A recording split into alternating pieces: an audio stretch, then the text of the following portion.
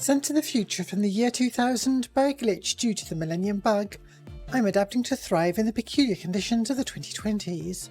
Join me in a multimedia extravaganza as we surf the World Wide Web, catch up on 2 decades of video games and mess around with creative tools new and old. I'm Millennium Cyborg, welcome to the new millennium.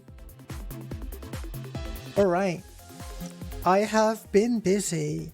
I've been coding far too hard. But check it out. Behind me,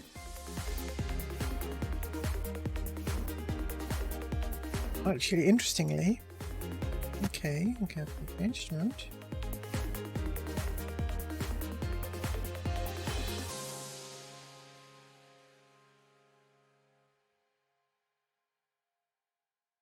All right. I've dropped my app to 30 frames a second instead of 60. It's very noticeable at times during camera moves. We'll see how it goes.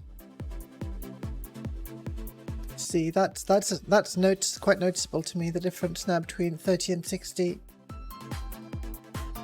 Behind me, we have previously I had the spectralizer as an overlay in OBS. I'm continuing to move more functionality out of OBS and into my app.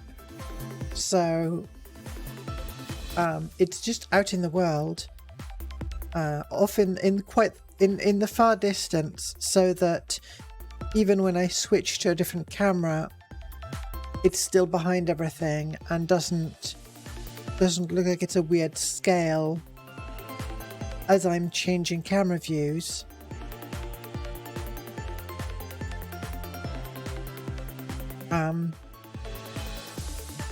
Also, I've not made anything to turn it off. I don't have a way to turn it off right now. But I just had to. I felt like I had to implement that today for whatever reason. I suddenly discovered how to, and I found a plugin that converts an audio input into a texture that is the spectrum of the Fourier transform of the input.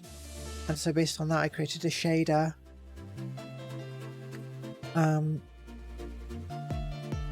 I really wonder though,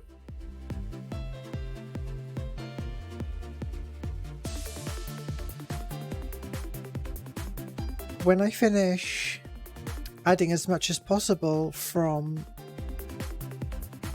OBS back into my app, I'm hoping that will solve some of the performance issues I have. Because when the app is running by itself, I mean, OBS in theory isn't that demanding, and when the app is running by itself, I've got a lot more headroom somehow. So I'm still not fully clear on how they're interacting. What else did I work on? So I did some things that are not that useful. So I had a stream where I was working on a blur, right? And so because I already make a mask for the avatar so that I can have just the avatar. That means that I can combine that with the blur and do a fake depth of field like this, which I think is not bad, considering it's an intentionally fake depth of field, right? This is more the sort of thing you would see on PS2 than a real depth of field effect in a modern engine. So that's one thing. And then what I really wanted to do, which is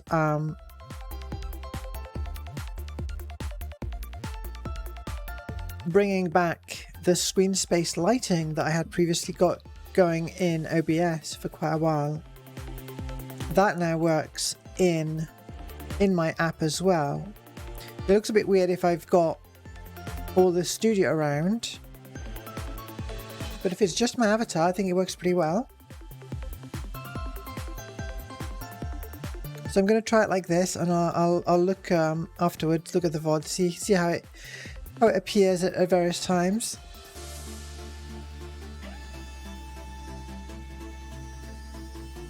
What else did I do?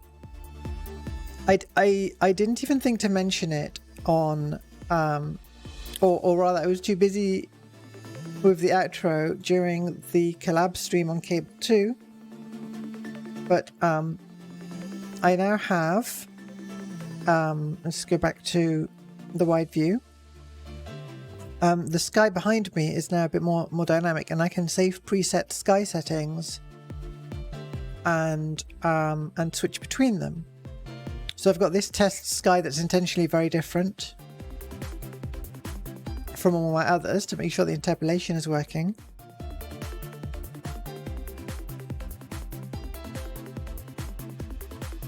We've got this sort of pinkish one. I still don't have implemented all of the nuances of Bryce's sky rendering, which it's, to be honest, it all seems like a bunch of hacks sometimes when I'm trying to reverse engineer it. There's some things that just don't make a lot of sense. I think I'm going to try and, as I add features, try to implement them in a way that you know is a bit more sensible, is a bit more orthogonal, in a way that makes sense. And then I've got the orange sky. That this is my attempt to match closely the you know, the credits. So what do I still have to implement in order to move fully into this app? Well, we've got, during the opening and during BRB, we've got various bits of text that appear, you know, the sort of nonsense text to keep you interested. Like, we'll be right back, or whatever. I don't remember all the things I wrote. Those need to be ported. I've got the overlay itself, the overlay with the time, the logos, the name of what we're currently doing. And I need to make some things more editable, like the names of NDI and audio sources and outputs that the app is using, and things like the you know, the overlay titles and so on. I need to port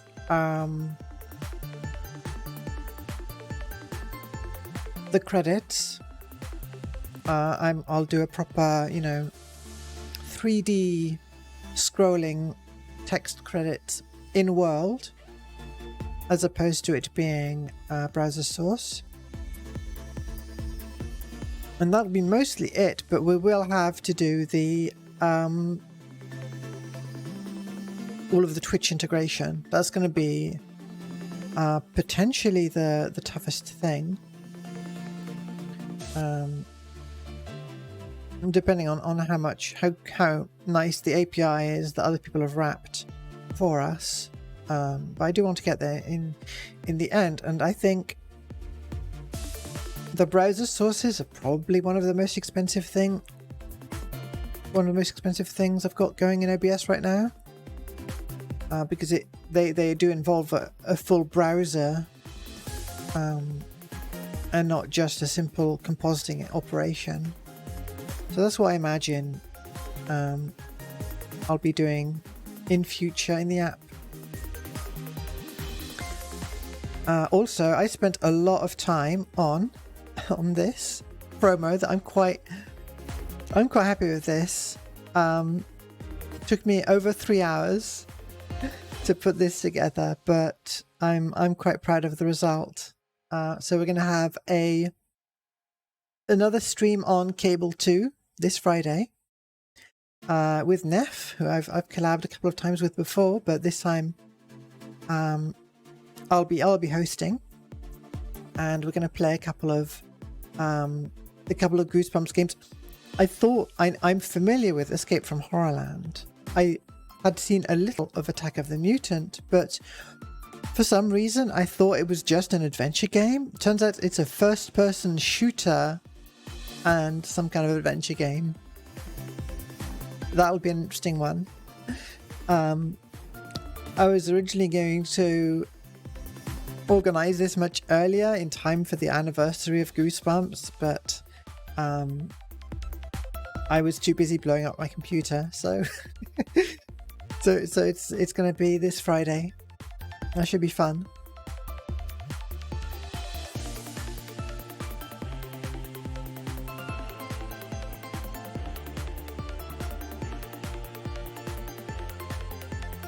And I think that's all the housekeeping. So let me bring down the music. Bring in game audio.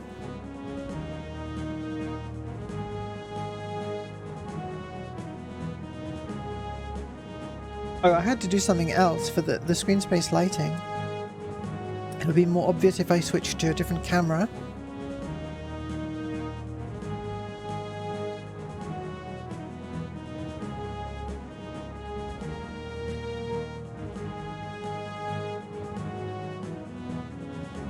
So, unlike when I was just applying this in OBS, now the lighting applies on everything except the actual television screen itself. So I use,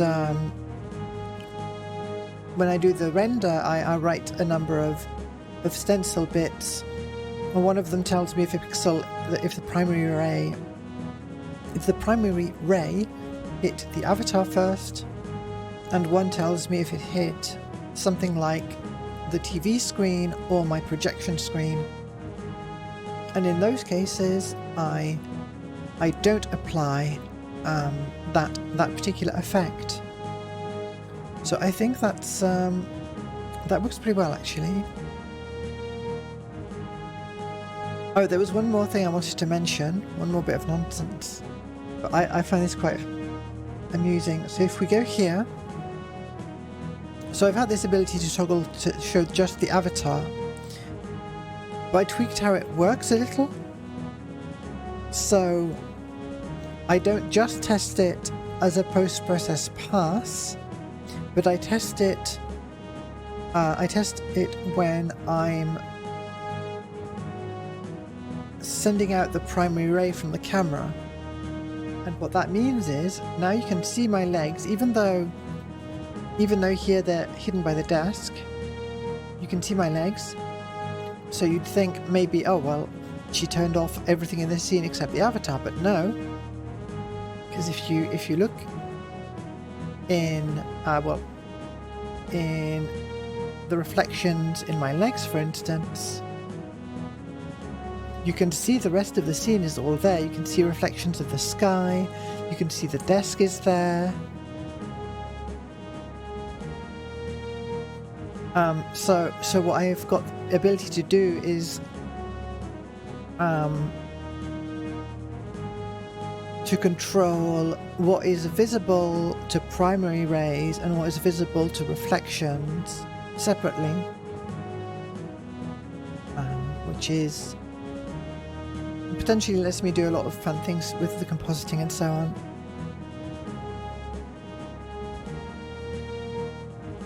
Anyway, I've been doing too much coding. I need a break from coding, I think.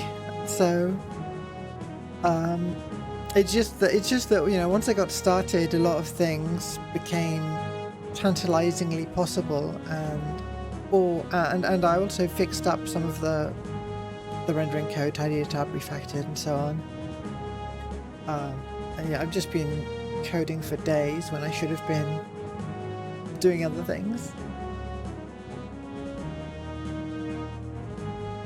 All right.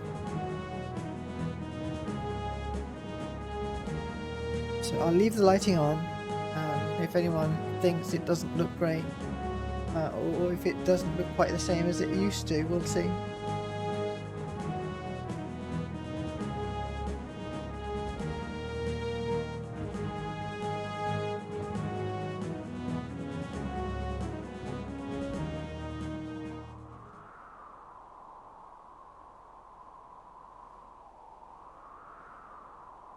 does look a bit different. I've done so. It's implemented using a Gaussian blur instead of what I've got in. It's a Gaussian blur because I understood how to implement a Gaussian blur more or less. In OBS, it was a cheaper blur called a dual something. I don't remember exactly.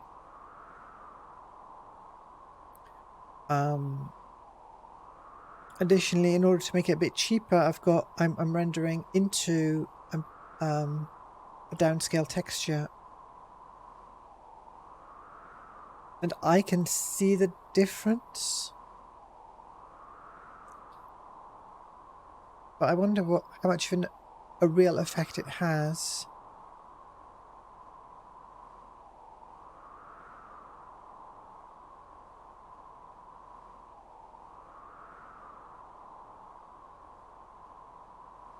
I think I want a bit more ambient.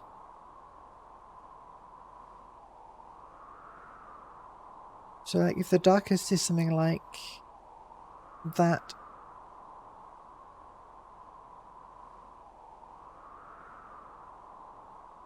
And then let's see how that looks.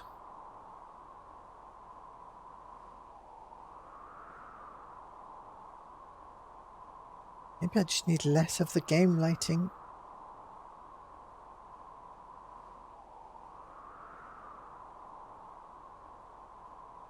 This one's half and half.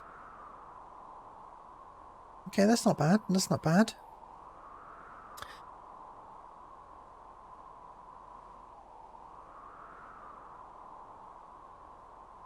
Right. I started the stream late. I need to get on with it, I think. Let's get some gameplay. So we got some pearls. We got at least one. We gave it to a statue. We found another one, but we know that we need more. Quite a few more.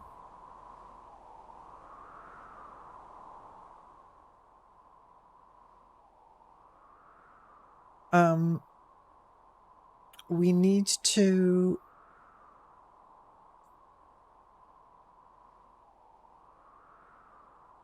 do something with the steam vent, but I'm not sure what. We haven't been to this particular room, I don't think.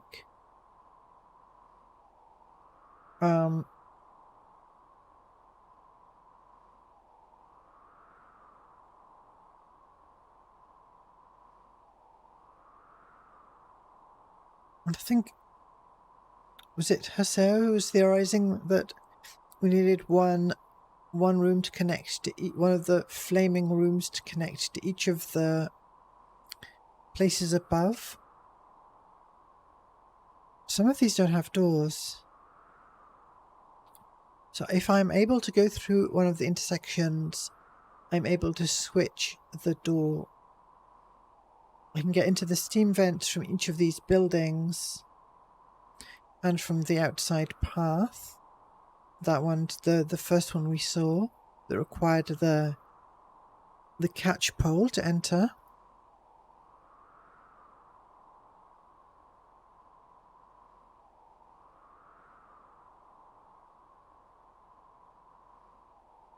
Oh.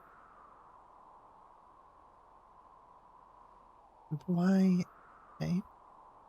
Sometimes it's dragging, sometimes it's exiting the map. Okay, the drag seems to be in the center. So this one's directly connected to here. So I probably just want to have this one closed off here. And then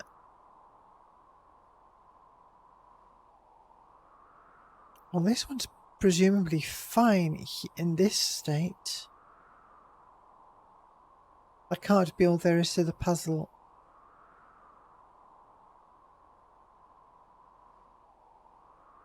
So I don't know.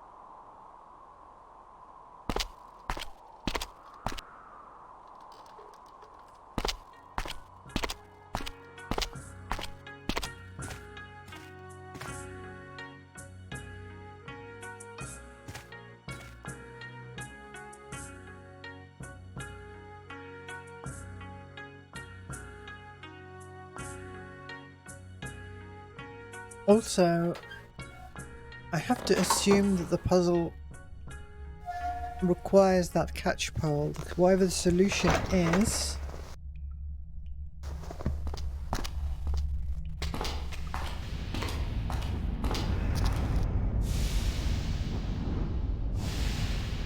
it's got to have a reason for existing.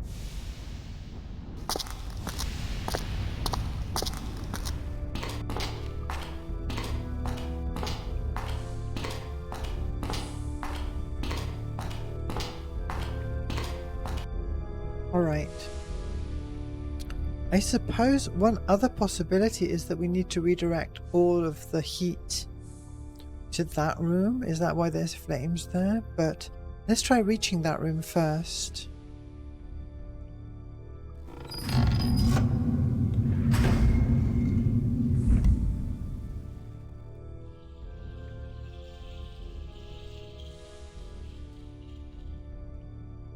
Also, yeah, what happens if we go down this corridor? In theory, it's blocked off.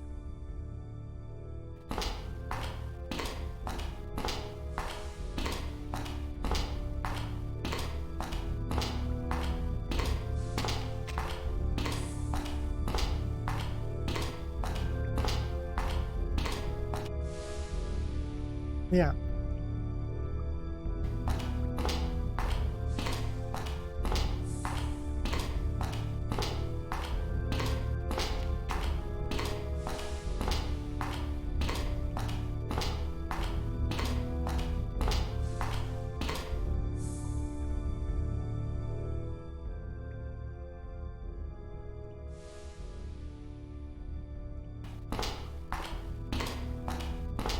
So I'm taking the only other path I can take for now.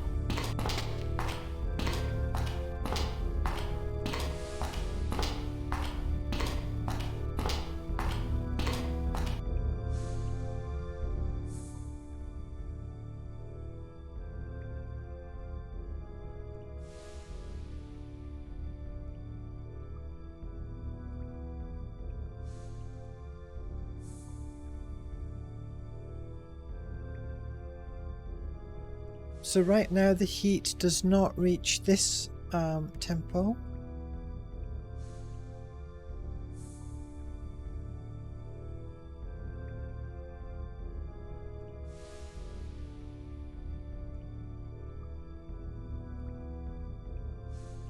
I'll leave this one as it is. So I'm leaving that as it is and keep going this way.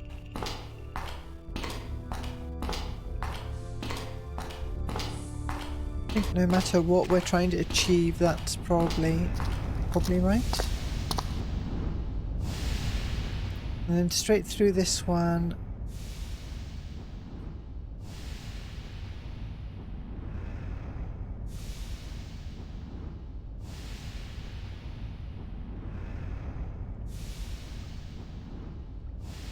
I'll try reaching that room first by just making my way there and switching the door. Once I've done that, having seen what's in there, I'll decide.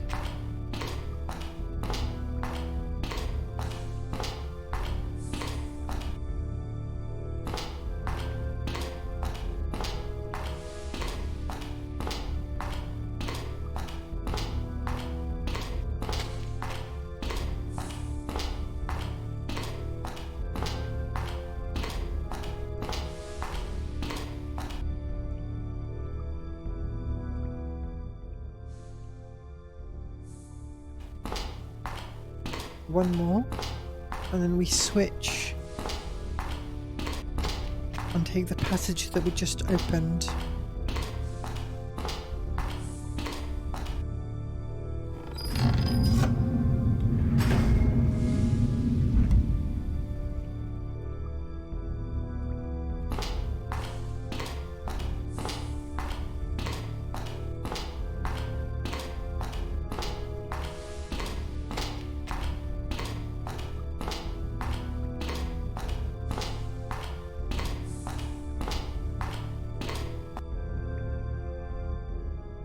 And now we take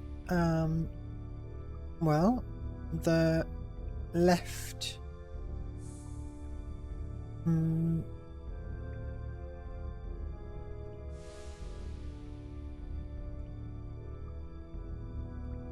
Right, there's only one option.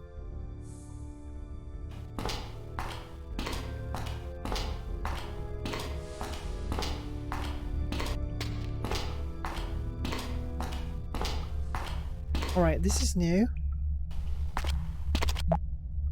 It's good, yeah, but I prefer something more along the lines of a bull-leaping Buddha on black velvet.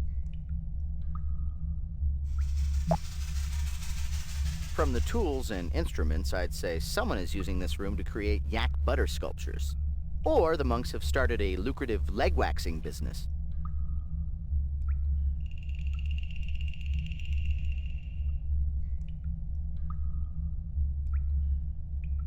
Not. The writing on the wall loosely translates to channel your energy to obtain the enlightenment you seek. Okay, so let's go on, Arthur. Welcome to the Wax Museum. Along the north wall, you will see a marvelous replica of Boris Karloff as the Black Buddha.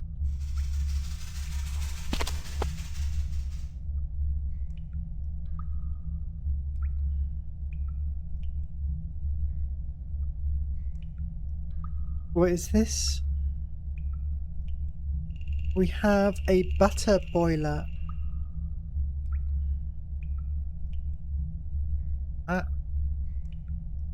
Can't tell why it does that sometimes and not others. Heavy iron pot used to bring yak butter to a boiling temperature. The boiler is currently filled with melted yak butter.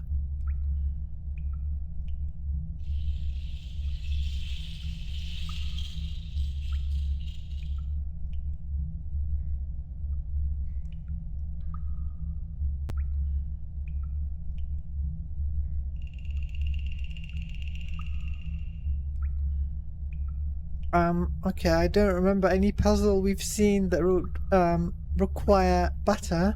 I think what we need to do is to bring all of the steam over into this room. Which means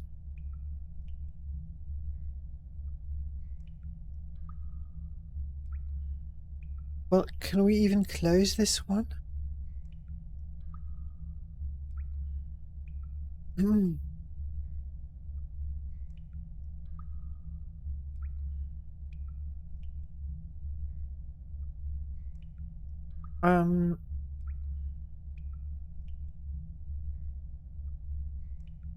So there are 3 fires, and we want to direct all of the heat towards this room. So that one definitely needs to change.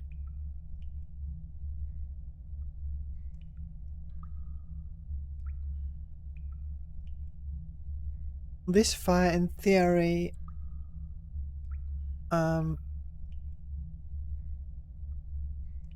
could reach here through several paths.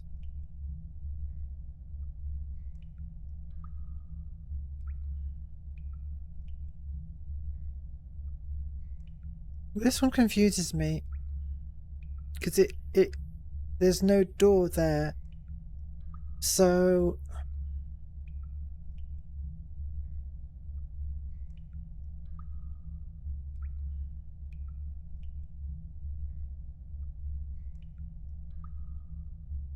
the way this is configured, nothing will reach this room, at least.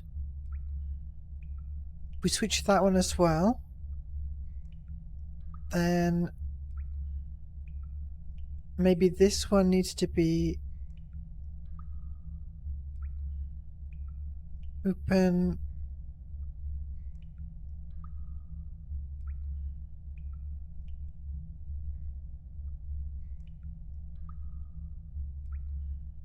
Do I know where this exit is? Let's see if we can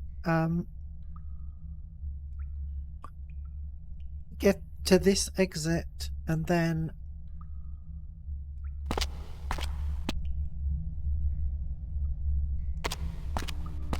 I'll know.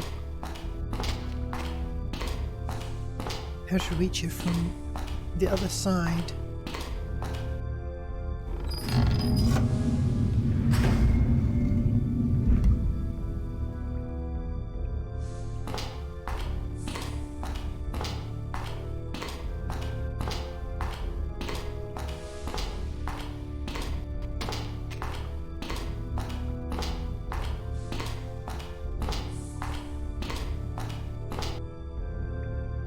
Huh?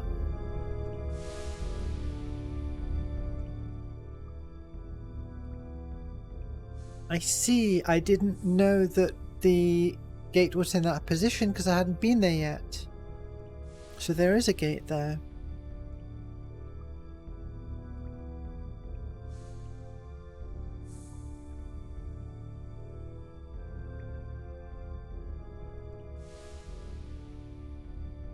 Well, we definitely want to switch from that position.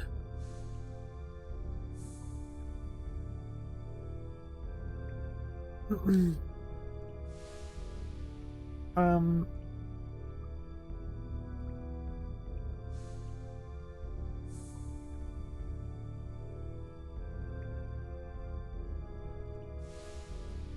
Which will mean reaching it from there. Okay, we'll start with that.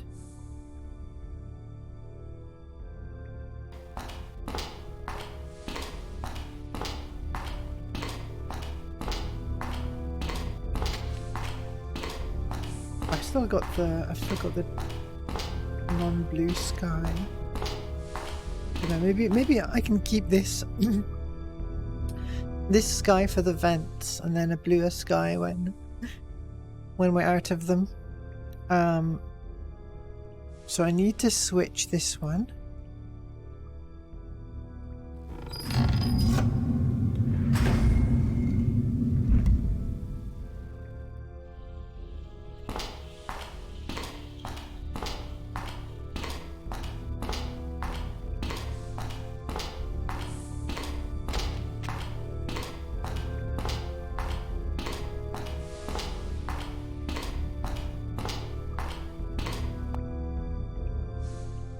Next.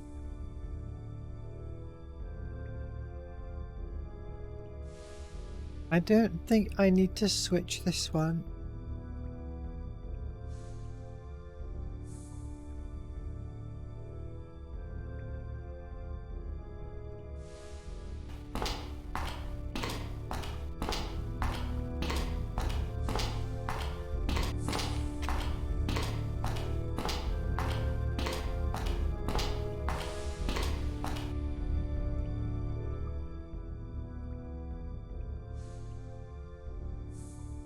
For now, I will leave it the way it is and take the open path.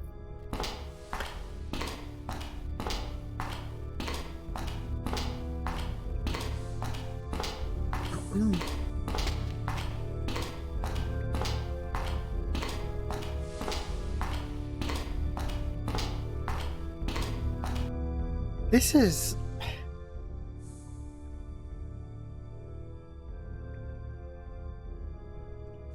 Right, switch this one and go through the opened path.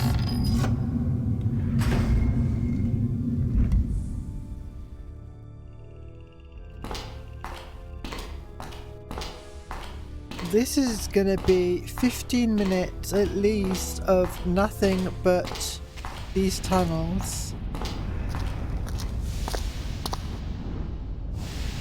Just incredible gameplay.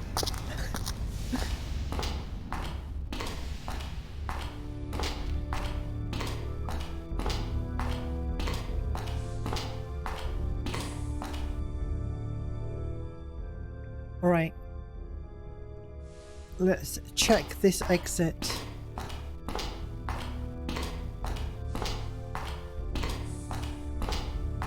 If I knew where it leads, I already forgot.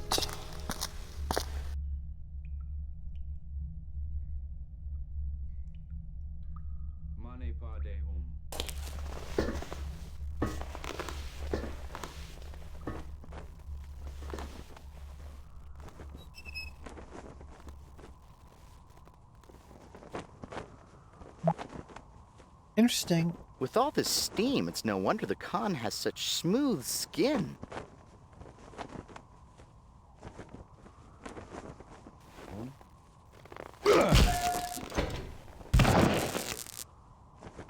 Khan!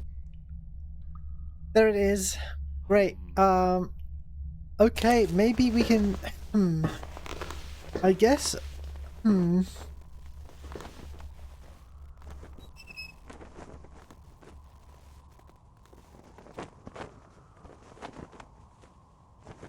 Yoink. Okay, well that solves... That'll be for the Buddha that want a weapon. So, okay.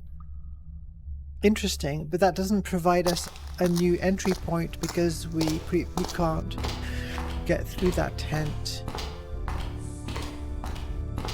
that way. Also, hey, we were wearing the guise of the llama there, and the Khan had no hesitation. Hold up.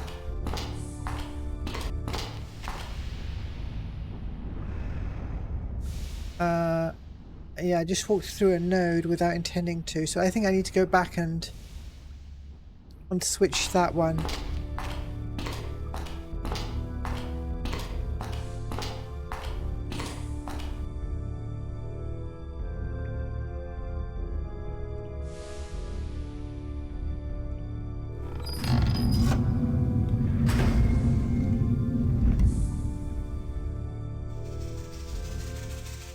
All right.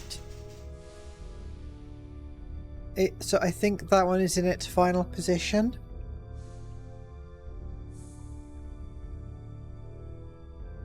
Next, I probably want to go to that one and switch it.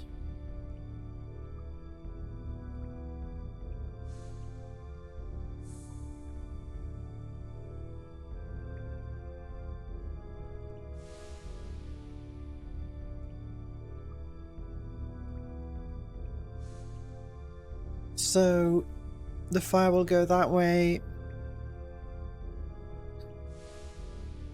that way, that way, that way. That would make sense. That would let us reach everything. So I just need to reach the shell, switch it, reach this cross type symbol, switch it, and make my way back to that room. That makes sense to me.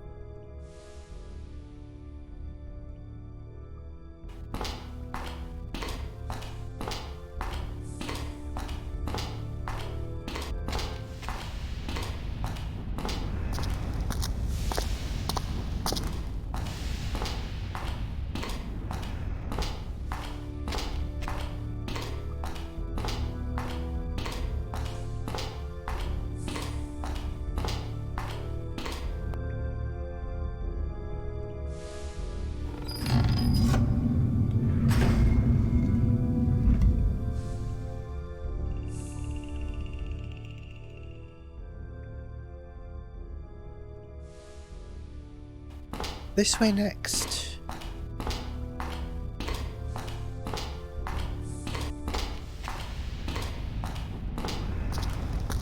Past here.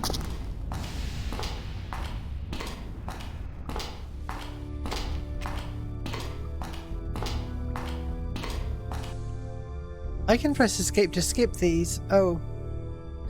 I should have been doing that earlier. Alright. Oh, that would have made things a lot faster. Okay. It's a shame I found out only now. Or remembered only now. Switch this one.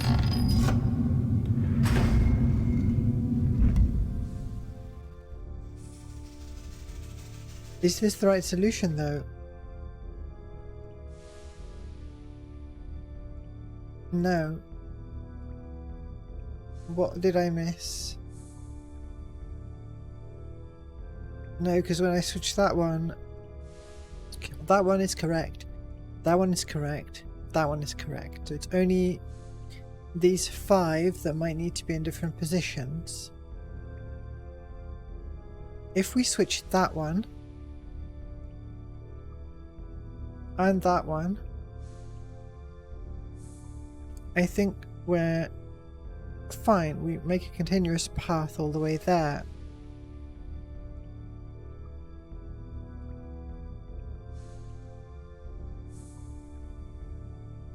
We have to switch that one, because that one has to stay like that.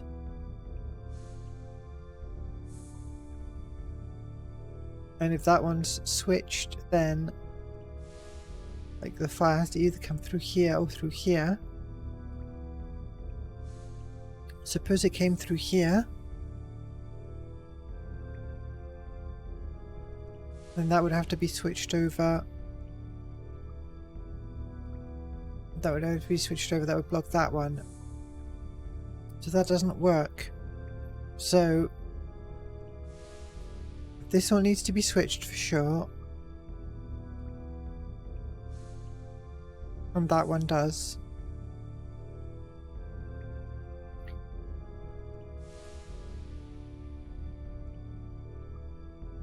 Okay. However,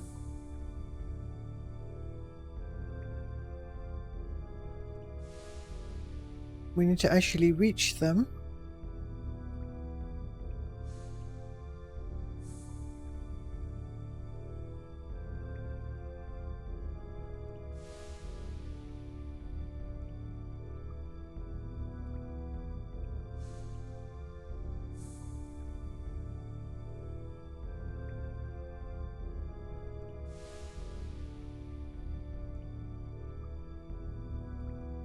This one...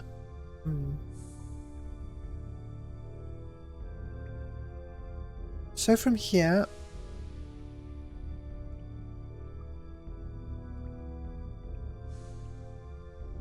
If we switch this one...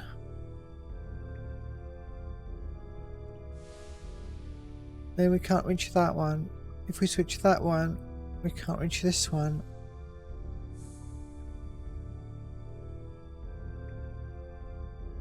To break that deadlock, we need to use one of these paths.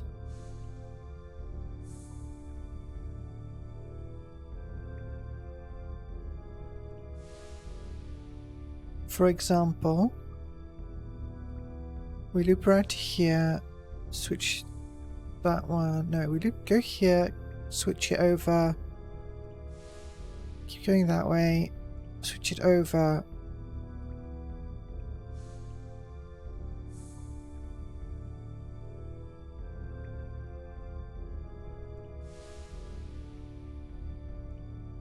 Switch that one. Go back around. Switch that one. Switch that one. At that point we can go back to this one. Okay. So we need to switch these two on our way around that way.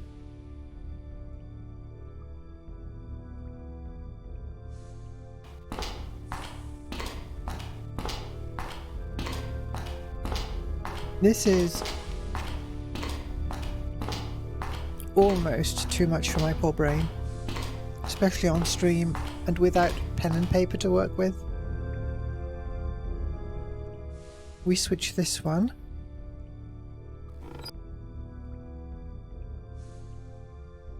But we keep going this way.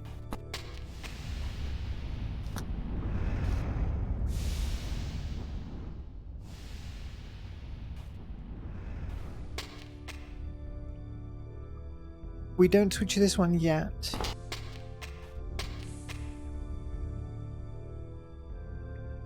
Did I go too far? I think I went too far. We're here. We do switch this one.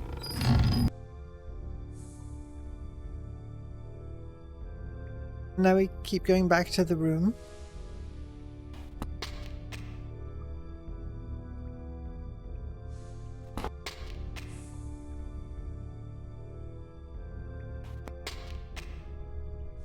Didn't need to go inside. But we do switch this one.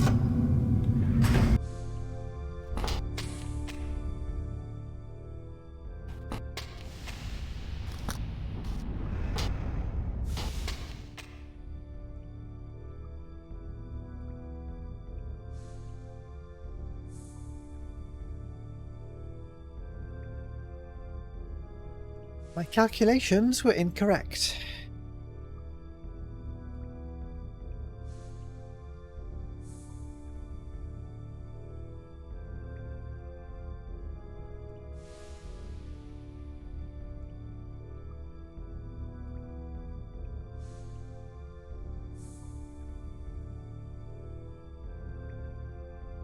What if I flip this one?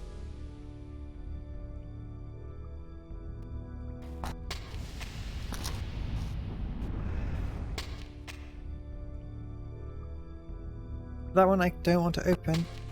That's the one that leads to the cairn. This one I do need to flip and to go through this way.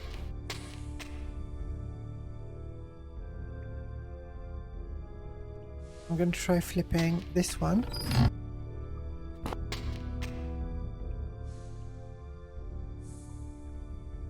Going to leave through here. We're under the tree. This does... No, we're not under the tree, we're under this one, but never mind. This does give us a reason for...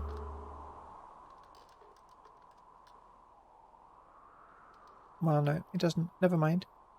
I was going to say it gives us a reason for having to use the catch pole, but... it doesn't quite do that.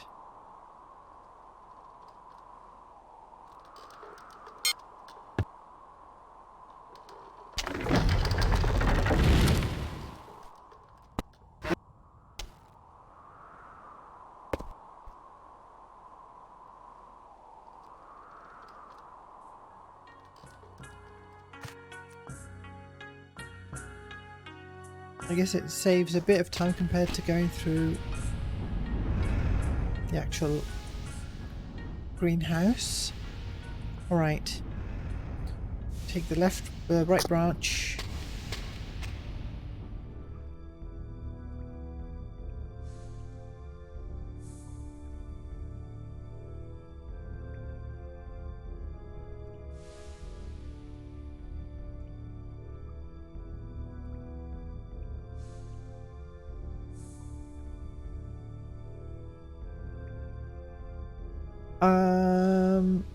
No, that was not right either. Okay, what do we need to do? This one's correct, so all we need to do still is to manage to flip this one.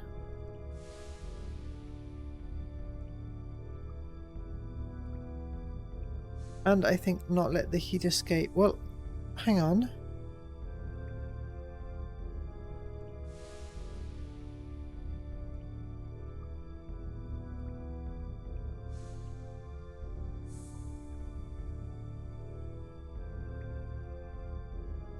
I was there.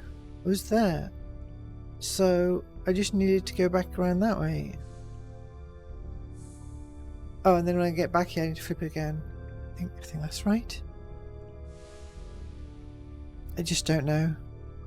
Alright.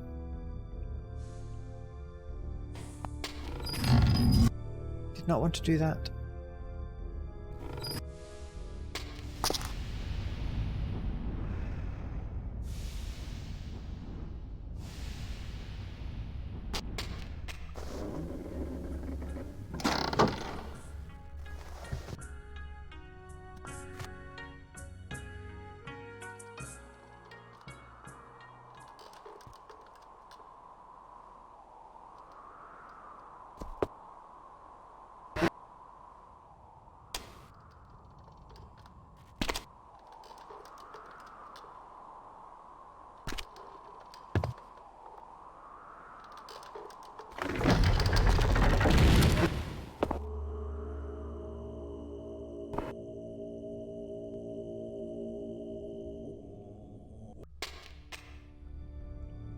This one's fine. This one needs to be flipped.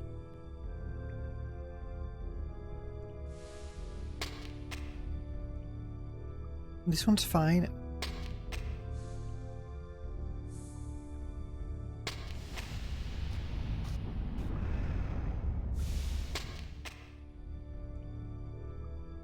We flip this one. I'm detecting a definite shift in temperature. You did it, Gage!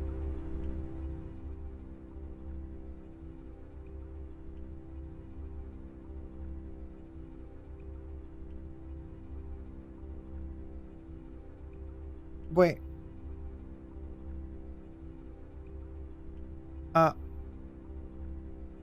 We did it?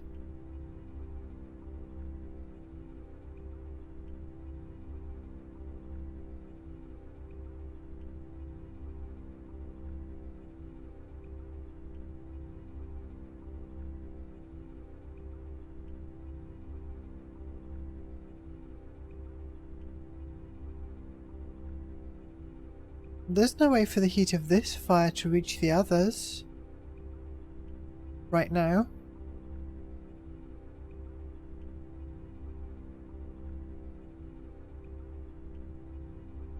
You know what? I'm gonna make a save and just make my way to that room and not ask questions.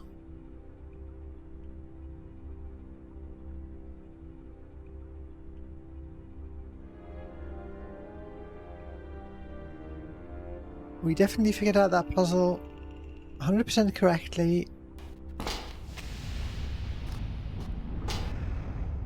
And it made a lot of sense to us. Yeah. No. No.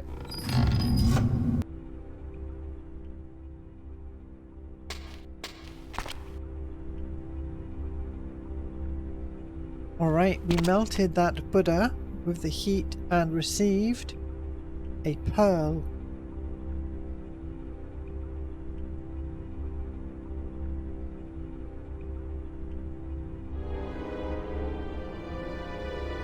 Let's get out of here. I'm ready to be done with these tunnels. Are we leaving? Going back to there and then flipping that.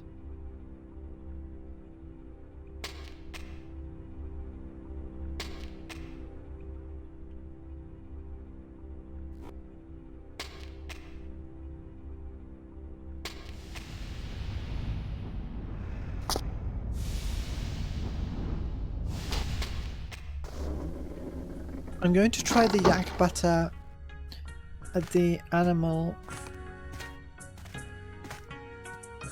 shrine. Since there are 2 yaks right next to it.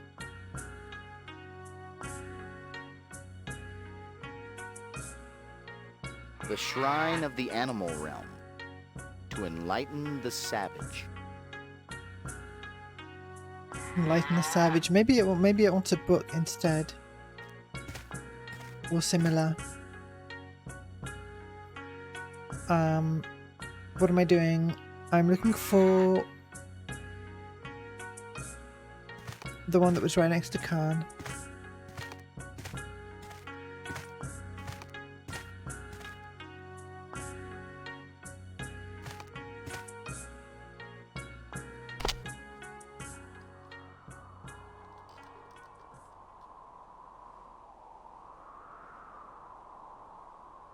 Which is not this one. This is just the greenhouse, so I have to take the other bridge.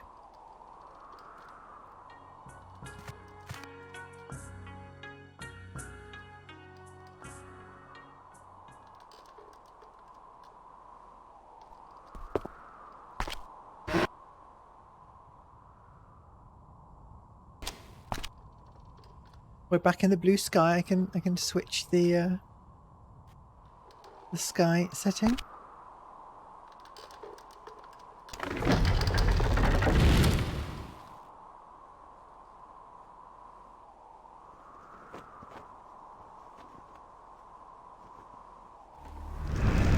Wow, flaming sword.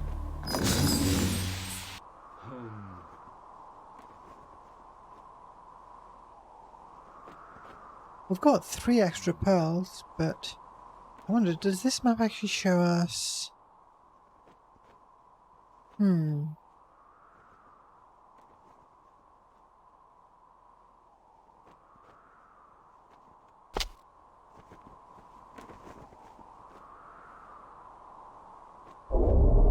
gonna try approaching the llama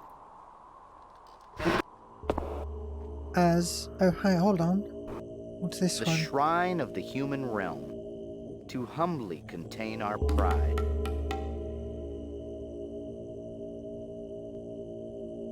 Money. Butter boiler. A wooden star.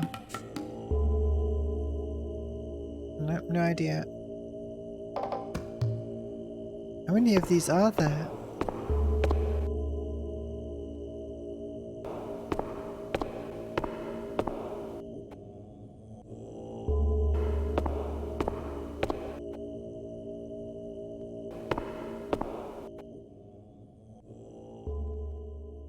Khan, I must admit, I am pleasantly shocked to see you. I had thought from your last outburst that you had given up on the test. Thank you for proving me wrong. Tell me more about this test. You seek the Siddha's secret. You have discovered that it is hidden somewhere here. But only the Siddha, or someone as virtuous, can claim the secret. So you must travel the true path to follow the steps of the Siddha. What is a Siddha? There have been only a handful of monks who have found the inner strength to become a Siddha. The last Siddha to grace this monastery lived here 100 years ago. Old myths say that Siddhas were men of great devotion who could perform miracles of faith. But most people, driven by material wealth, only care to learn about the Siddha's power of transmutation. What is transmutation? You would know it as the power of the Philosopher's Stone, the ability to turn lead into gold, or one element into another.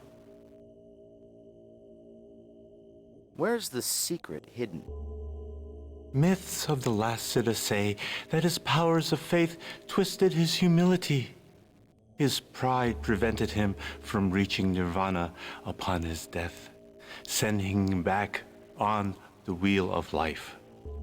My master once told me that the Siddha hid a secret somewhere on the grounds of this monastery, so he could retrieve it when he returned. No one knows where. The notion of reincarnation dominates the Buddhist religion. The image of the wheel of life is a symbolic one, going with the idea that life is a cyclical, circular process, constantly turning and returning. In our case, the secret is presumably part of the legacy of time. How will the Siddha return? If he died before escaping the wheel of life, then he is still being reincarnated into the realms of unenlightenment. One day, he may be reborn to the human realm and return here. What is the true path? Ah, that is not an easy question, Khan. The world you know as reality is clouded by illusion, shrouded in deception and vice. Only And by time walking travel. the true path can one pierce falsehood and achieve the peace needed to escape the realms of the wheel of life. The first step on the path should be to meditate at the 6 shrines and find their purpose. 6 As shrines. Buddhists, Got it. we need to alleviate the suffering of all, especially those in the unenlightened realms. Tell me about the realms. Which realm do you wish to know about? Oh boy. Right. Give me a couple of minutes. I'll be back.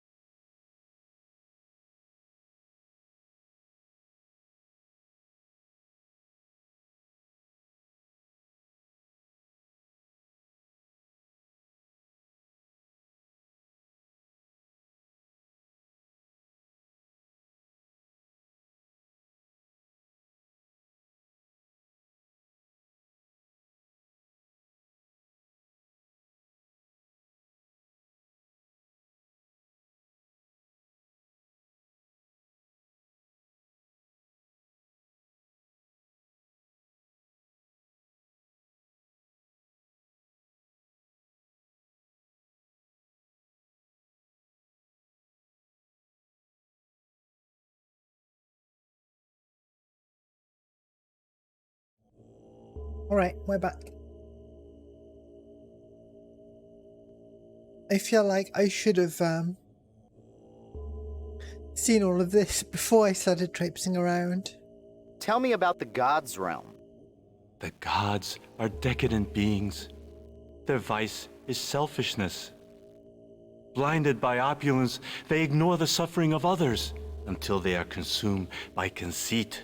Interesting. The symbol of salvation for the gods is music, which disrupts their vain reverie.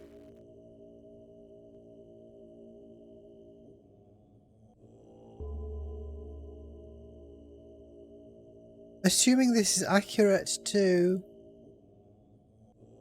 Buddhist teachings, that's not something I'd heard before. Tell me about the realms. Which realm? Tell me about the animal realm. You wish to learn of the animal realm. First, you must answer this. What is the source of all misery?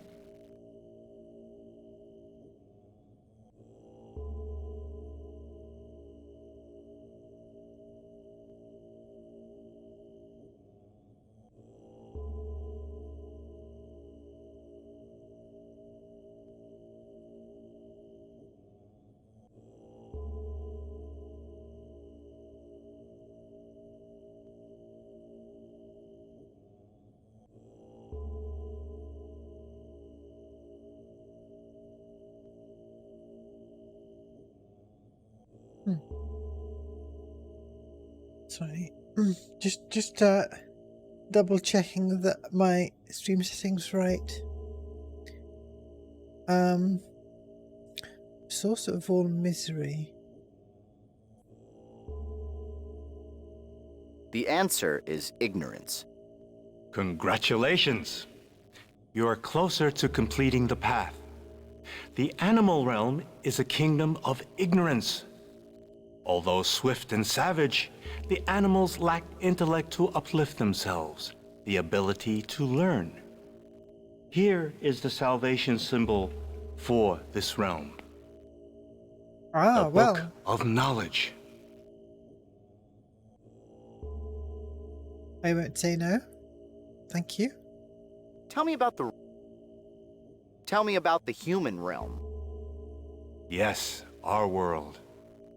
It is a realm of illusion, where most do not even realize that their existence is undesirable. But the human realm holds the most potential to reach nirvana.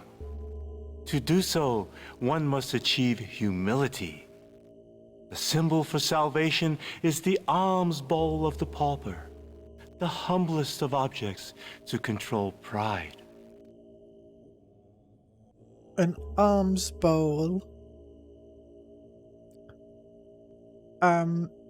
There's the blind beggar in Atlantis. Perhaps we could ask him for his? Tell me about the realms. Tell me about the Asurus realm. The mighty titans brood in the Asurus realm. They care only for war. The Asurus constantly battle an eternal losing war against the gods to win their glittering realm. The only salvation the Asurus understand is a large red sword that burns with truth. Tell me about the Praetus realm. Praetus, the hungry ghosts. They are insubstantial, constantly tantalized by things they cannot touch, taste, or consume. It is a torment for a former life of gluttony. The object of salvation is pure sacred fruit, food that will finally quench their ravenous desires. Right.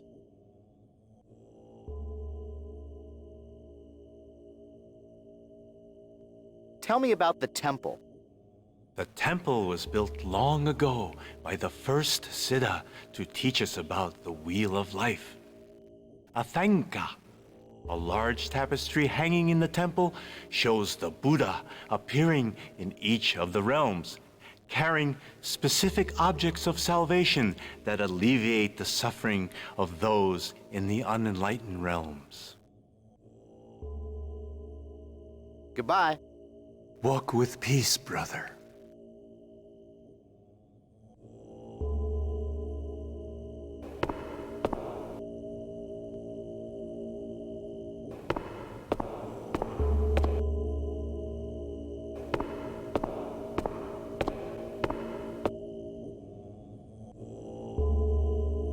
I mean, we have a bowl.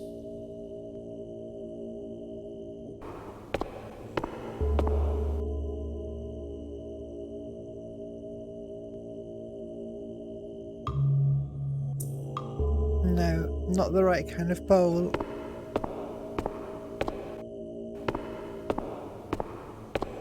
I'll go use the...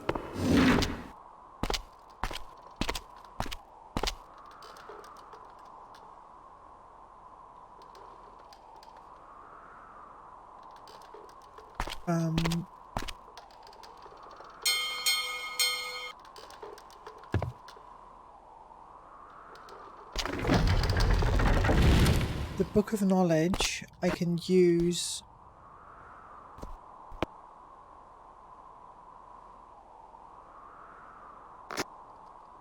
on the Buddha of the animal realm.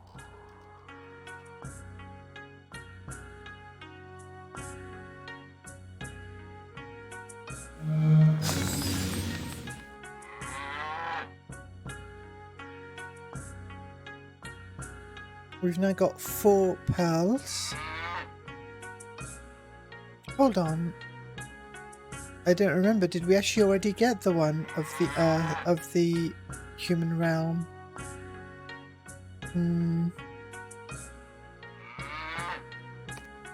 No, there are 6 in total, and we've only placed 1 of the pearls so far. Let's go to the Mediterranean Sea. Go to Atlantis.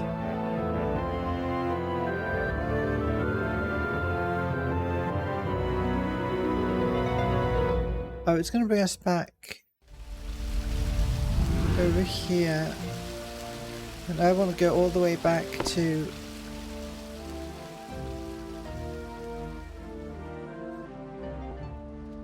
Where can I take you now?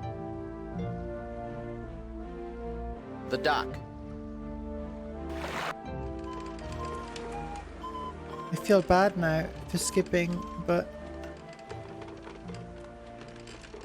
it does go much faster. Looks like Padro's left to fulfill his part of the Underground's plan. And it also looks like he left his bowl.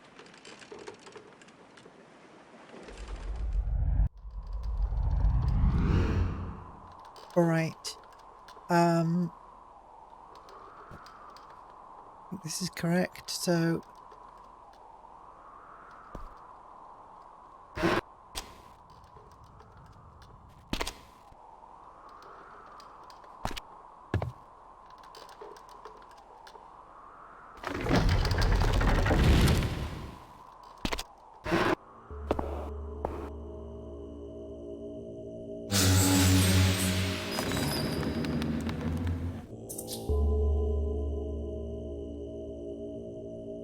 And that's all of them.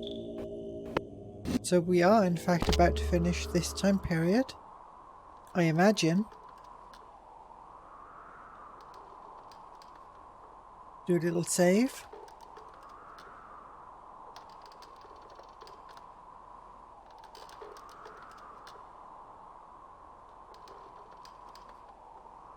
I think it was over here. It was inside the temple here.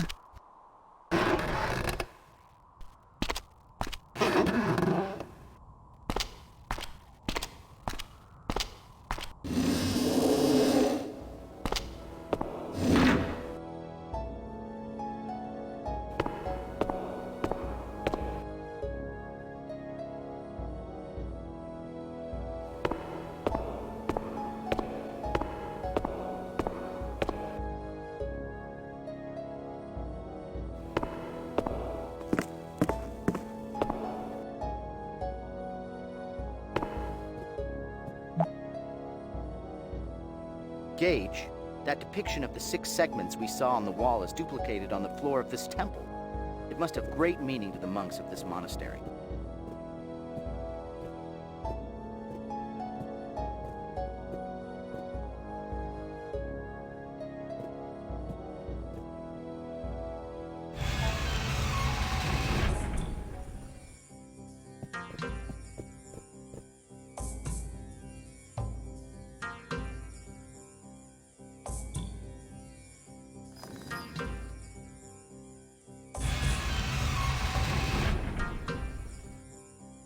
The Titans know nothing more than to fight the gods for their glittering realm and fight amongst themselves. Biwawa found himself caught within the frenzy until he followed the light of Buddha's flaming sword. The Titans cowered before it as he escaped and entered the kingdom of animals.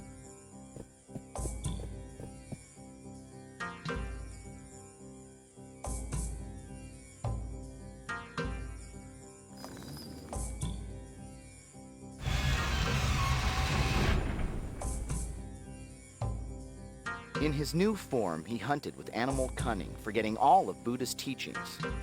But something inside him stirred when Buddha appeared before him with the Book of Knowledge, and he learned once more. He escaped, but found himself within the bowels of hell. Biwawa is an interesting name for a Siddha. It roughly means bad man. I suppose the name foreshadowed his ultimate indiscretion with pride.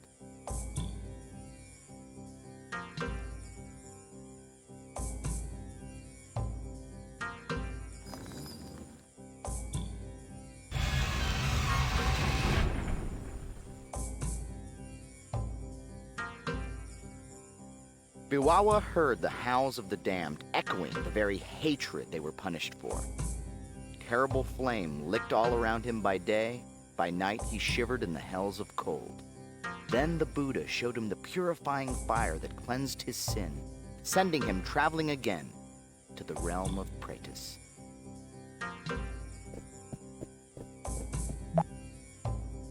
Here's another tale I heard of Biwawa. Well, he's bad, a Biwawa, a baddest man in Shangri-La, wiser than an Obi-Wan, a meaner than a Genghis Khan.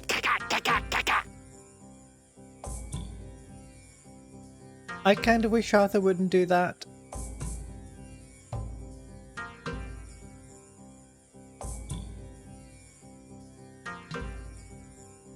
What? Oh.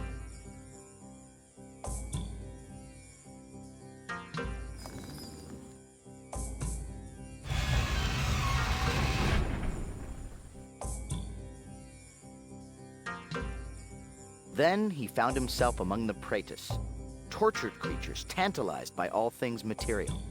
Biwawa had never felt such hunger until the Buddha descended again and let him taste the spiritual fruit. And Biwawa felt want no more. Buddha finally bade him to return to the human realm.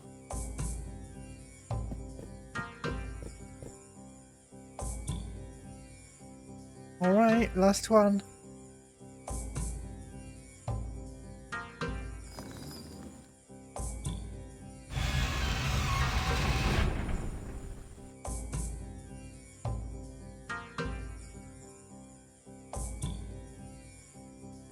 Humbly, Biwawa would have to begin the path anew to regain his former peace.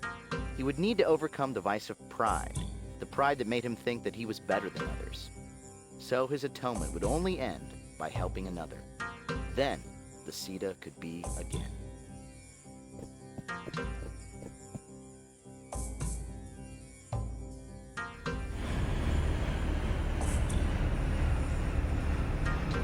This reminds me a lot of the original Pegasus time machine. The rotating segments there.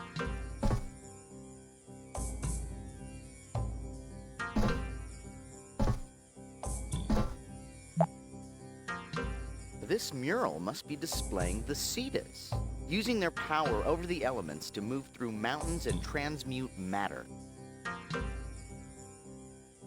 That mural shows the Siddha transforming the lotus into another form. Nice. Fine. More work. Now watch Arthur transform from simply annoyed to pretty bloody angry. I am not shouting!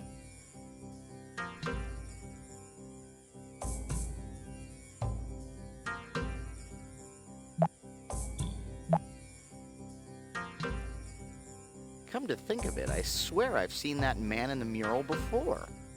Do you think that Michael Jackson is really that old?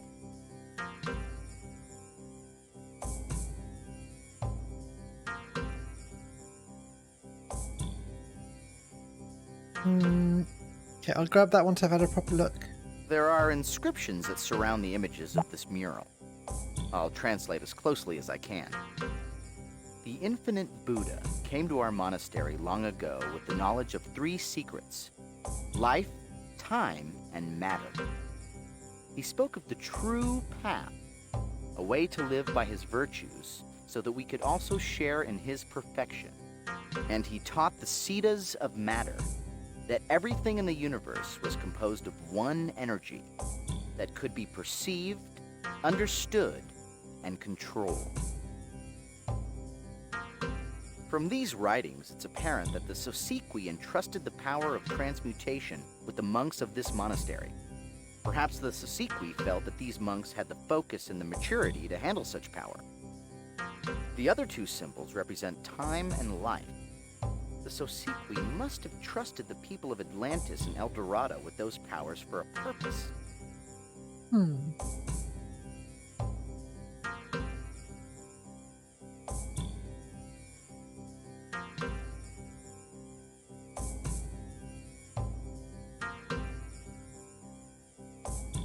That's our pilgrim.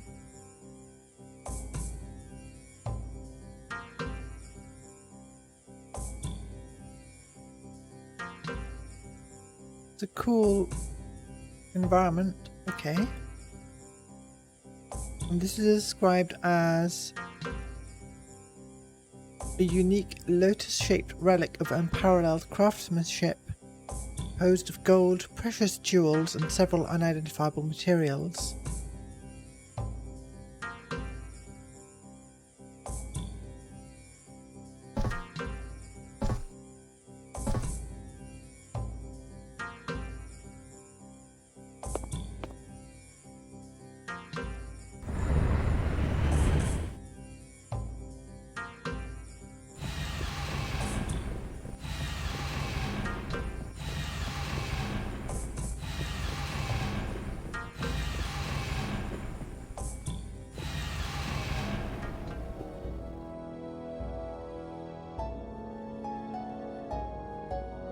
So do we go talk to the pilgrim?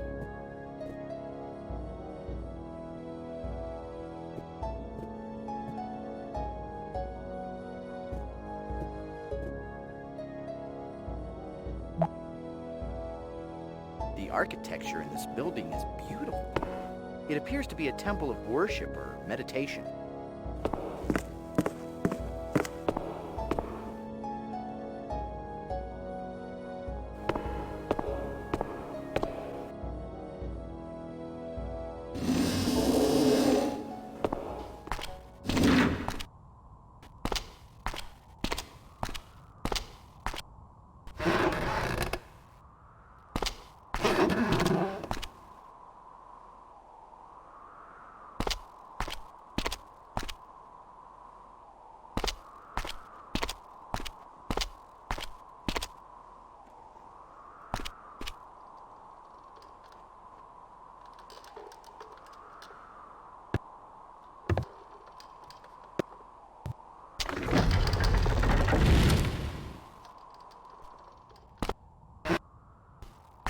I'm not sure who to approach him as. I'll stay in the Khan's guise for now.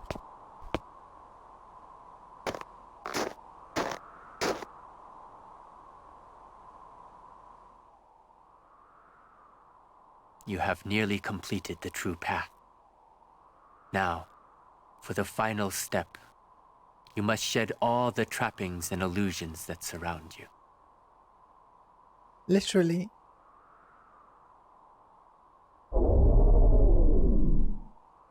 I've dropped my guys and have completed the path. Can you transform this for me? You have completed the path, traveler. You are indeed worthy.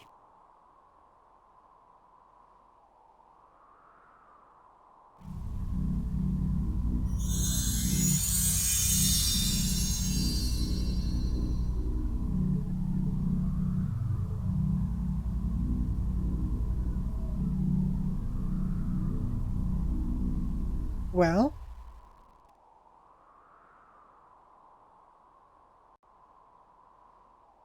you have journeyed far, traveler. And you have completed the path by honoring the ancient virtues.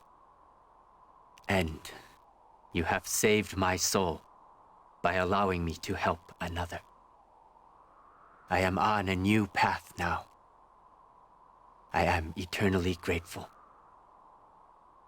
I wish you peace, traveler, and success.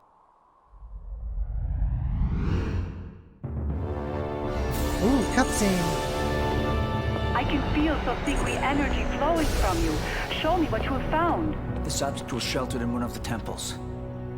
Could it be the legacy? Yes, this is a relic of the Elders. It bears the mark. The other inscriptions are very complex. I will attempt to translate, but my knowledge of Sosikwi is limited.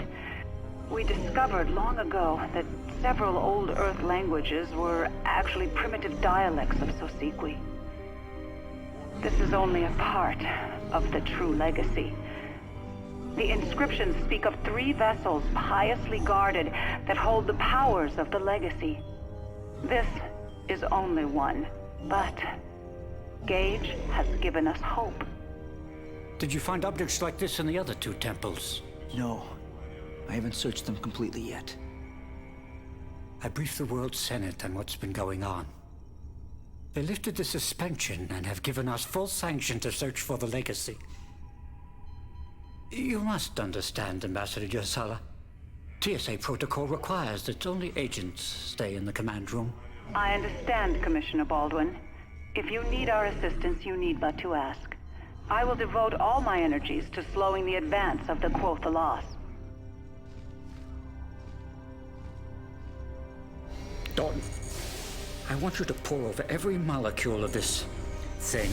I'm and run these surprised inscriptions that to our language they database. We need handed- information. I'm gonna need someone knowledgeable handed to it help me back to analyze us. this. Not to question your judgment, sir, but you just kicked that someone out. I need to know who I can count on in a crisis. The only people I can fully trust are my agents. Bring Michelle back. She's an expert linguist and historian. Agent 3? She's a criminal, what's worse, a traitor. She captured and imprisoned you, remember? No, I don't. That memory was erased. Good point. But she did give herself up to give us this chance. Good point. Put her under house arrest. Do whatever you have to do, but bring her back. We need her. I can't do this alone. Very well. I'll release her. But if she slips up once, she's history. I Ho, think ho, she might ho. surprise you. I'll be back when I find another of the artifacts. You should know. The Cathalas have entered symbiotry space. They are ignoring all other planets and continuing towards Earth. It is doubtful the symbiotry defenses will slow them. Time is now our enemy.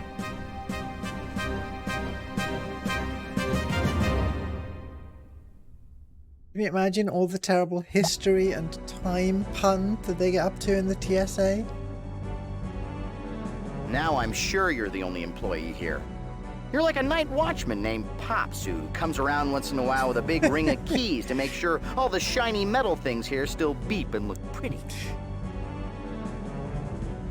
Accurate. No one here to send us off again. It's not like I'm asking for a big goodbye party or anything, but a little appreciation would be nice. We're risking our necks here and... What?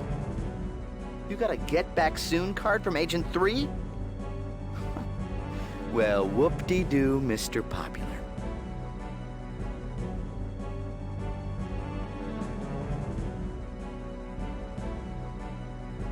Well,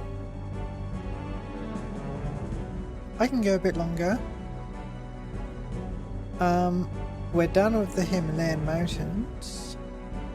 Shangri-La.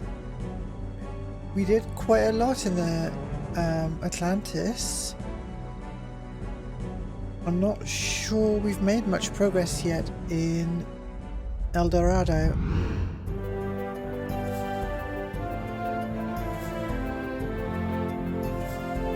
The thing is, completing Shangri-La didn't give us any item to help us there. We still have that map. That's a bit, it's not going to be useful. We did get a butter boiler.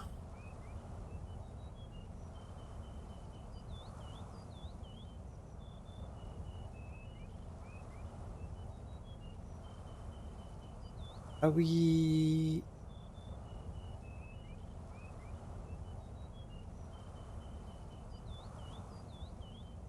Okay, we've got the warrior and the scribe. I wonder if we can use their appearance to talk to the father, perhaps. Just trying to find something we've not done yet.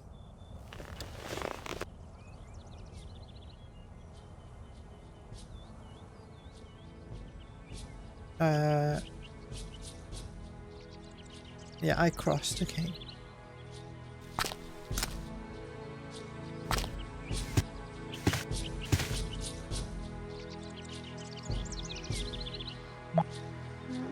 Not a very active child. Better check his pulse. And while you're at it, check his clothes for loose change. He's dead, Jim. Watch this, Gage. I taught him a new trick. Ready, boy? Play dead. Good boy. Now roll over. He's still asleep? What did he do? Hit the snooze bar on his sundial? Since he's asleep, I've got a gag. Warm up the well water and put his hand in it. This kid must have a degree in narcolepsy.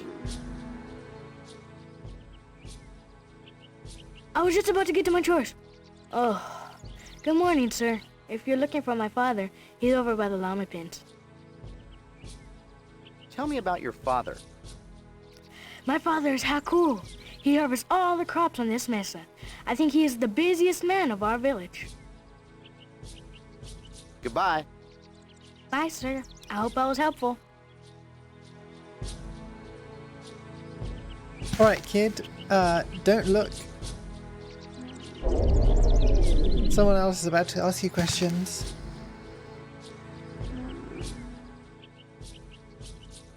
I was just about to get to my chores. Oh, good morning, sir. If you're looking for my father, he's over by the llama pins. Okay, identical. Goodbye.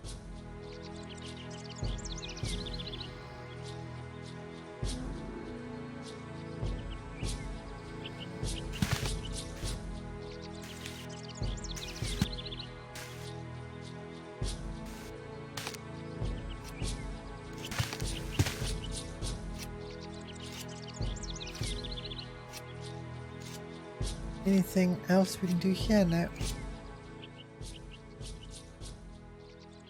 Greetings. It has been many months since my son and I have felt the blessing of your presence on our farm. I suppose we've all been busy. How may I help you? What kind of farming do you do on this plateau? For generations, my family has maintained the wells and farmed the terraces to grow the maize and other vegetables for our people. As you know, since you live here. Tell me about the terraces. You are curious today. Generations ago, the element spirits shared the secrets of the land with the first farmers of our family. Toawalpa taught them to cut into the rock and level the plateau. They learned how to grow crops on the terraces. And to this day, our family still works the same fields. Tell me about your wells. The icy blood of Alawaka flows from the mountains, fills our wells, and gives life to our crops. The great water spirit showed the farmers long ago how to build the aqueducts that would carry the precious water to our thirsty fields. With the secrets of Alawaka and Toawalpa, water and earth, we have made this barren rock fertile. Tell me about your son. Acheo? He's a very bright young man. But he gets distracted too easily. Lately, he has been dodging his chores to see the shaman. So do I. Still, I can sense a great man in that young boy. Forgive my intrusion. I'll leave you to your work now. Thank you for coming. I appreciate the visit. Oh, and if you see my son, remind him that he has chores to do.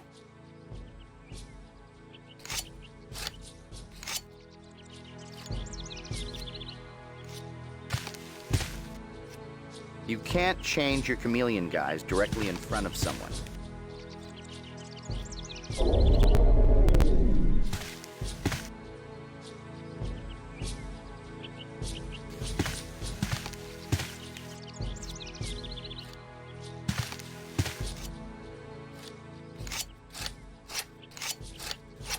Forgive me, friend. With all the work I have today, I have no time for conversation. Okay.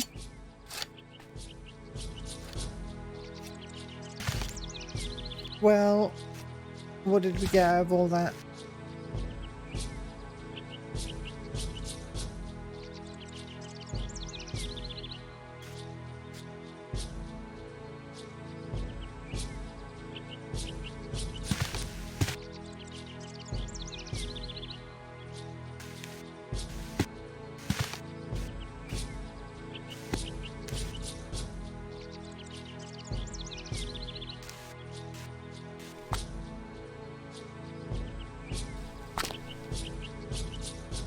I mean, we got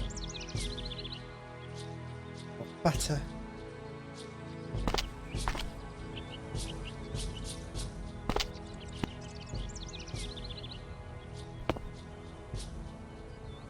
How about talking to him as this guy? The pictograms on this mural speak of the conclusion of the great story. Many generations after the first shaman secured the totem in a secret place, the spirits of time and space would beseech a young warrior to save the totem from the brothers, return to claim the totem. However, the warrior would have to overcome the element guardians protecting the totem. The rest of the mural is unfinished, Gage. I assume that's what the scribe is working on now.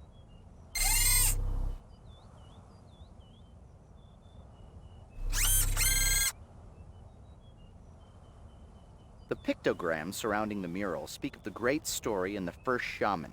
We saw this He one was last instructed time. by the spirits of time and space to hide one of the 3 totems of tremendous power from the fury of their powerful children, 2 winged brothers. To aid him with this task, he called upon the power of the element spirits. They showed him a secret place for the totem. Artuk, I am sorry, warrior, but I do not have time to speak with you. There's so much work to do.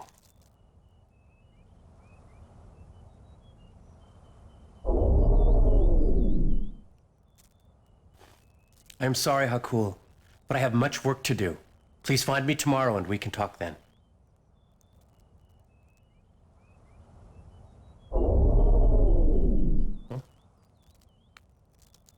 Acheo, I need to get back to work. Hurry. What do you need? Okay, we've seen all of Goodbye. that dialogue. Thank you for...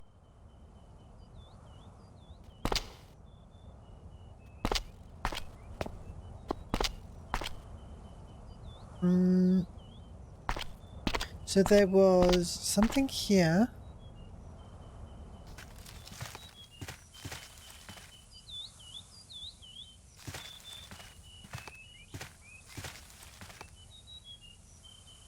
Looks like somewhere you'd place something. But we don't have anything that would fit there.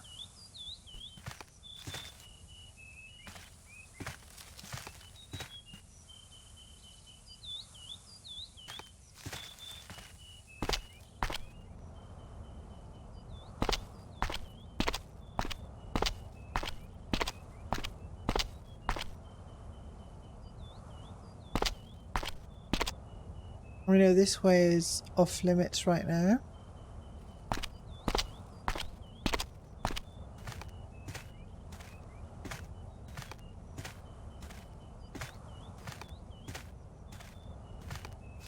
It's possible that now that we've got... Stop where you are!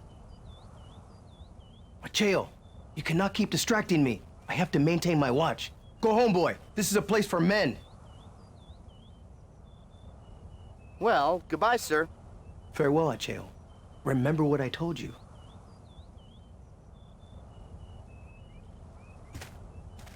Maybe the priest is no longer busy.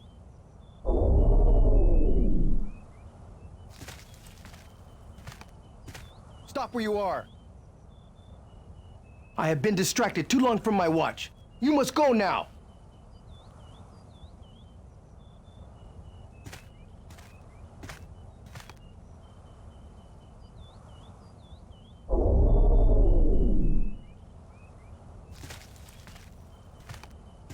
Stop where you are!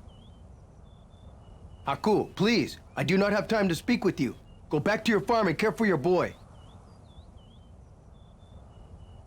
Goodbye. Goodbye, Haku. Remember, keep your boy at the farm tonight.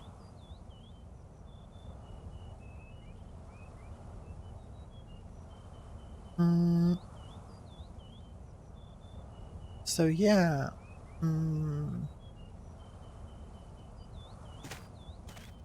Everyone's just like, sorry, too busy to talk.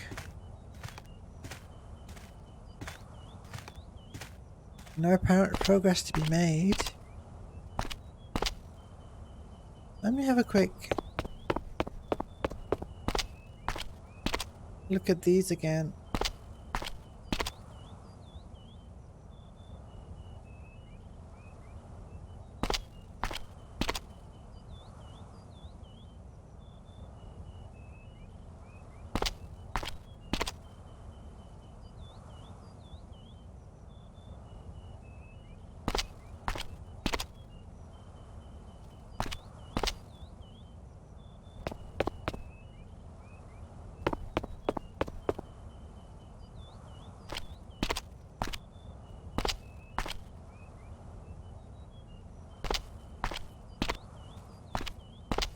There's really not a lot of locations to explore around here, and what else could there be to do?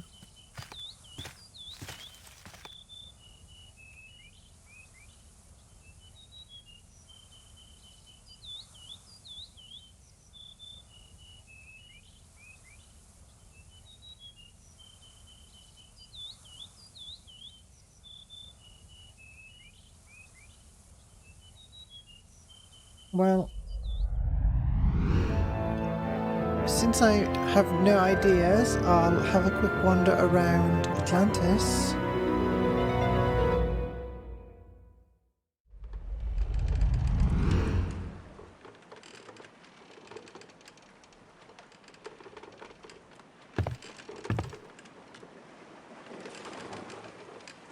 Is there anything we can use?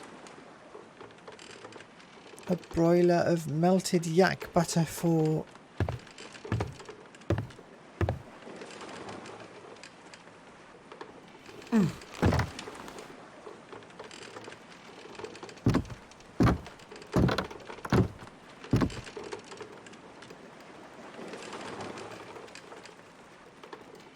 Must I be molested to no end?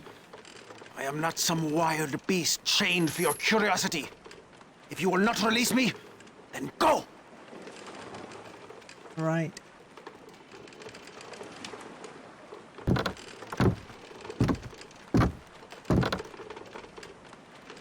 I don't remember. Is the the potter is a native Atlantean.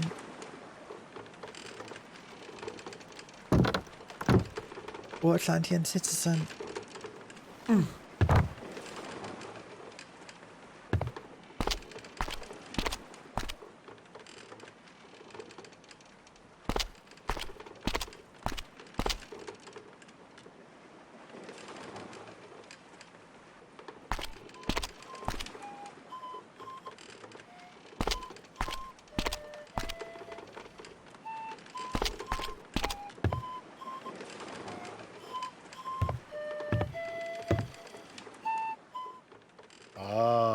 Where to now, huh?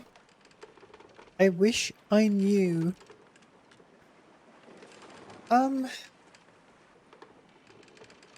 There was the whole windmill thing, right? And so we were able to lift up the stone, but we found that we couldn't get through the underground passage or something. The windmill. That'll be...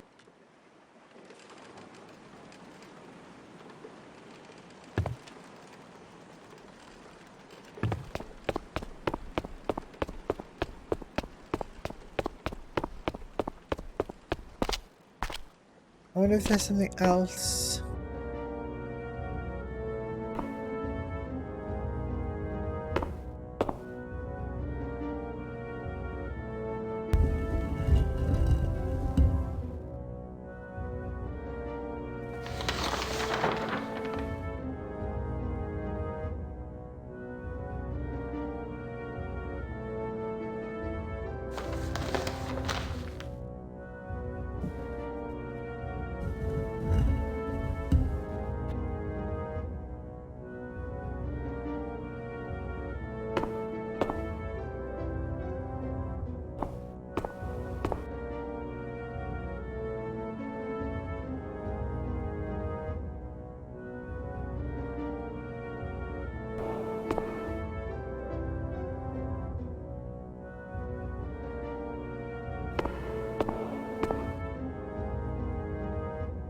Just the way up. I mean, I don't remember. I think I went up here and said, oh yeah, this is just where we first arrived, but I'm not sure I investigated it properly last time.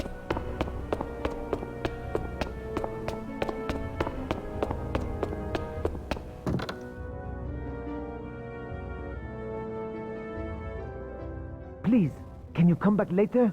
I am busy tending to the windmill. Alright, that answers that.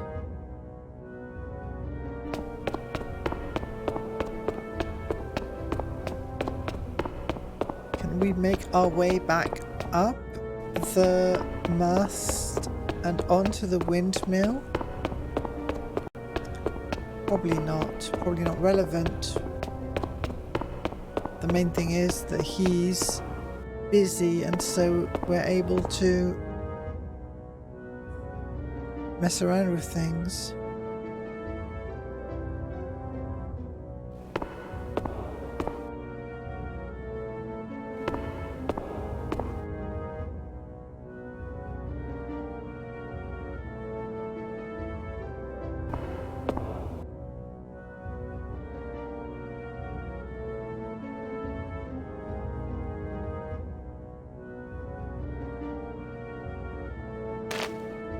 I don't remember where exactly we attached this to.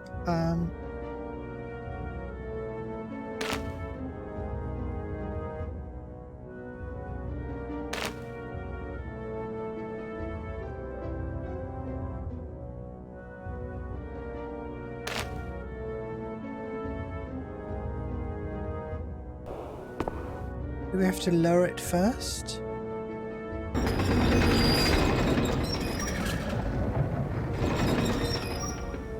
No, okay, that hook.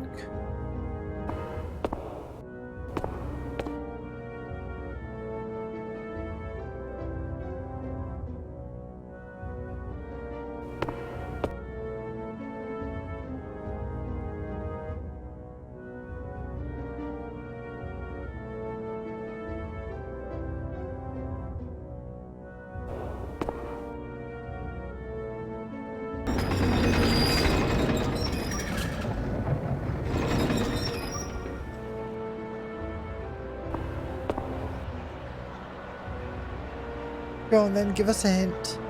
Well, Amun did say the water only stops on the Kalos Kalire. So if this is the only way we can get to the inner temple, we're going to have to find some way to stop the flow.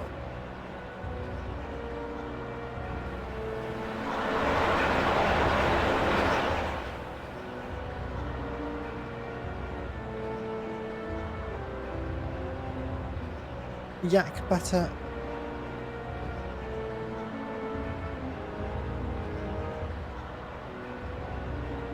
So where we've been able to go isn't the inner temple.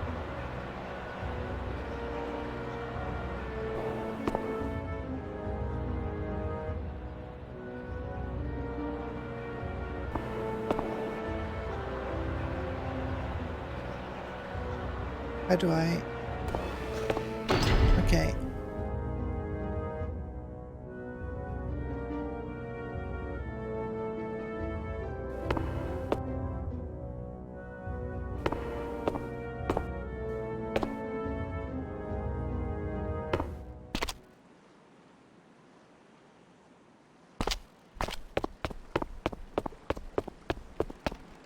Stop the flow of water. So do we have to do something at the temple?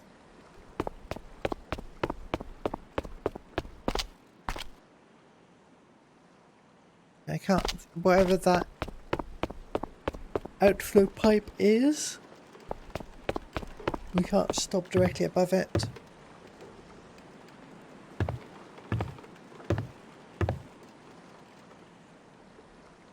The temple.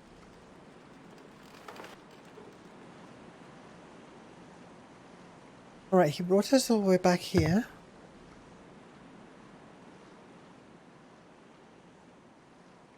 Medallion. Onward we go, okay.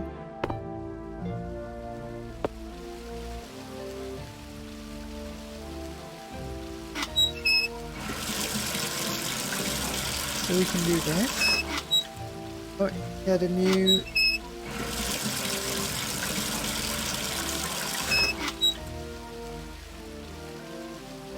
Because the bull symbol holds a special religious significance, I would say that the people within this temple regard that donut-shaped copper receptacle with some reverence. It may be meant to contain something sacred. Yeah. And yea, when the acolyte looked up in awe, he saw the great Okay, cows of buddy. legend looking back at him approvingly, as if they were saying, "Moo." 2 words, Gage. Spongiform and cephalitis. I believe the artisans Oh, of this wow. temple fell prey to mad cow disease. Also, a dated reference.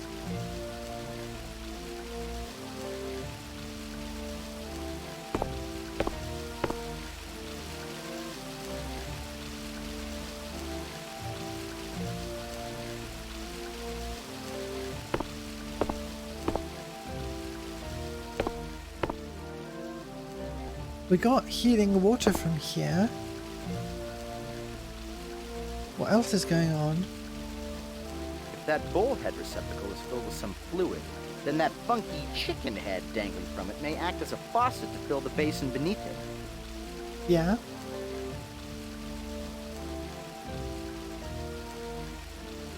Can I contaminate this with yak butter?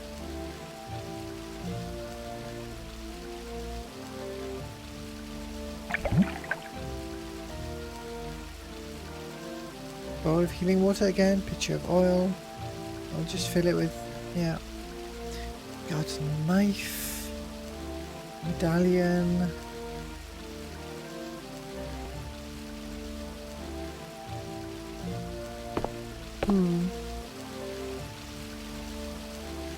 Oh.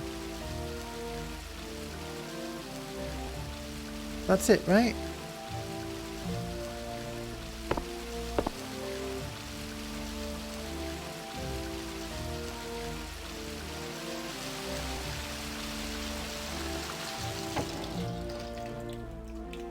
Wow. Just one little Nicely done, Gage. trapdoor. That should stop the flow of water in the secret passage. Is that the artifact right there? Right. Been going a while, but you know what? Just like I like finishing a programming session with a few compile errors to remind me what I was doing. Where can I take you now? I'll The put windmill. myself somewhere where it's obvious what we're doing next.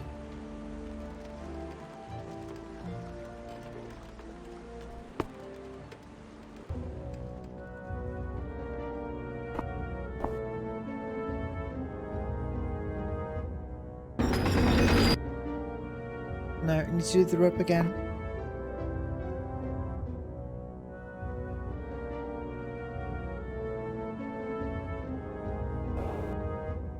So I did ask Arthur for hints a few times, but in the end they weren't what was helpful.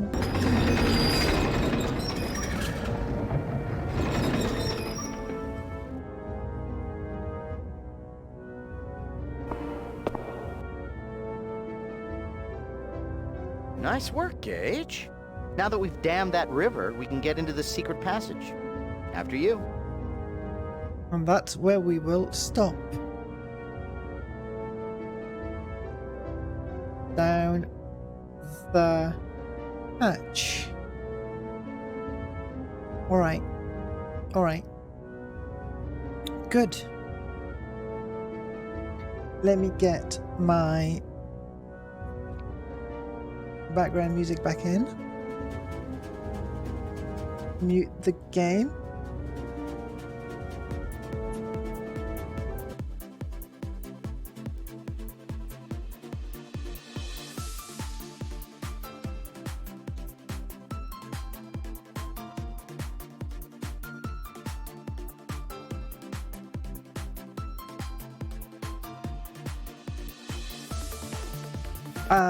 So I'll mention once again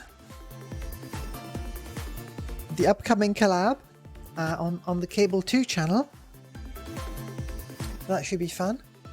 I'm looking forward to it. So I mean, Cable 2 is something of a, you know, it's like a public access television sort of thing, but on Twitch. There's lots of different people streaming there. And definitely worth a follow if you aren't already following. And aside from that, let's see who else is streaming right now.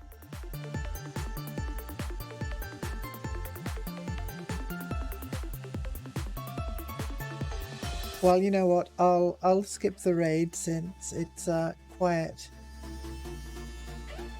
evening, so I'll just wrap up here. There we go. Nice evening sky. Take you over to the credits. And with that said, that's all for today. Thank you so much for watching. It's time for me to go. If you, like me, have caught the Millennium Bug, make sure to watch the next stream, or find me elsewhere on the World Wide Web by clicking on the links below the video.